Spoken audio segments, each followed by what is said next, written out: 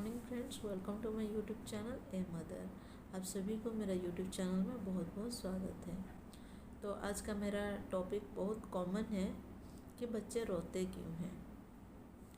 इसको सुन के आपको हंसी आया होगा, लेकिन अगर बच्चे नहीं रोएंगे तो रोएगा कौन। लेकिन कभी कभी बच्चे इतना ज़्यादा रोते हैं कि घर में सभी परेशान हो जाते हैं कि बच्चा इतना रो क्यों रहा है। तो उस मैटर में आप क्या क्या चीज़ का ध्यान रख सकते हैं बच्चे का, जिसका वजह से आपका बच्चा का रोना बंद हो सकता है या थोड़ा कम हो सकता है। तो सबसे पहला टिप्स है मेरा कि बच्चा का भूख, कि कहीं बच्चा को भूख तो नहीं लगा है जिसका वजह से कि वो रो रहा है। उसको फीडिंग किए हुए बहुत समय हो गया और वो फीडिंग किया नहीं है, इस वजह से रो रहा है। तो सबसे पहले हम उसको फीडिंग कराते हैं। अगर बच्चा भूखा होगा तो फीडिंग करके आराम से सो जाएगा।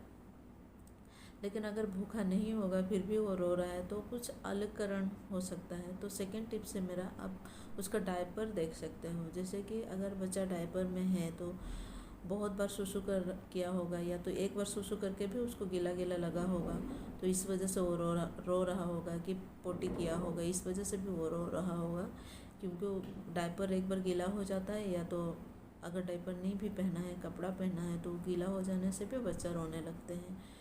तो वो देखना है आपको। अगर वो भी ठीक है फिर भी आपका बच्चा रो रहा है तो मेरा तीसरा टिप्स है, कहीं बच्चा थक तो नहीं गया, उसको नींद तो नहीं आ रहा है।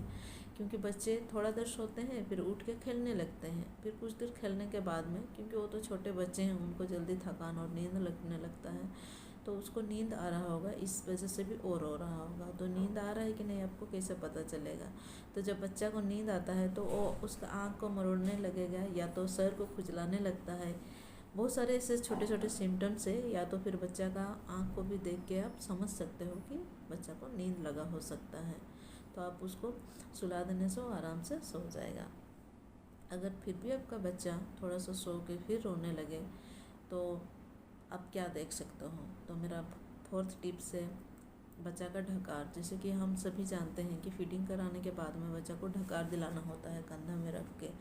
कहीं आप ढकार कराना भूल गए होंगे, या तो ढकार कराए भी होंगे तो भी उसका अंदर में रह गया होगा उसका पेट में, जिसका वजह से उसको आराम नहीं मिल पा रहा होगा और वो रो रहा होगा।